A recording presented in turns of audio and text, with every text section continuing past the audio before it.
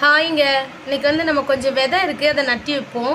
இப்போ இது ரெண்டுலேயும் நான் ரோஸ் பூ விதை போட்டிருக்கேன், ஆன்லைனில் ஆர்டர் பண்ணது.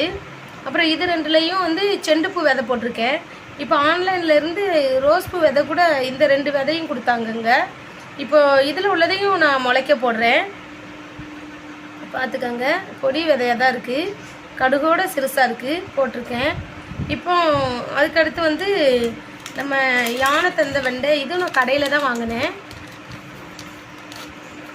அதில் ஒரு நம்ம 2 போடுவோம். இந்த யானை தந்த வெண்டையில் ஒரு 2 விதை போடுவோம். நம்ம இந்த சைடு 2, இந்த சைடு 2. ஏன்னா இதில் 1 தான் போடணும், ஆனால் நம்ம ஒன்று தான் போடணும். இதாக இருக்குது விதை, ஆனால் அது எப்படி முளைப்பு திறன் இருக்குதுன்னு தெரியல.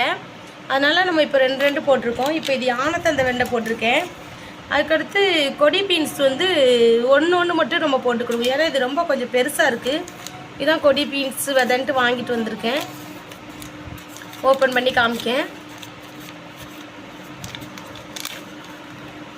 இதாங்க பீன்ஸ் விதை. இது கொஞ்சம் பெருசாக இருக்கனால இதில் வந்து 2லேயும் ஒன்று மட்டும் போட்டுக்கிடுவோம். கொஞ்சமாக சின்ன குழியாக போட்டு இப்படி வச்சுக்கிடணும்.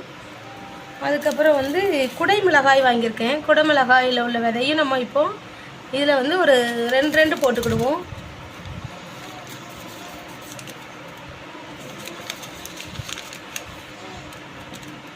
இதாக இருக்குது பாருங்க, இதுதான் குடை மிளகாயில் உள்ள விதை.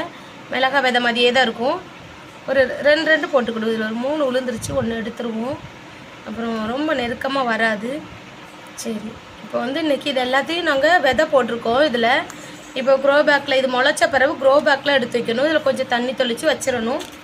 அதுக்கப்புறம் அடுத்த வீடியோ இது முளைச்ச பிறகு நான் உங்களுக்கு காமிக்கிறேன்.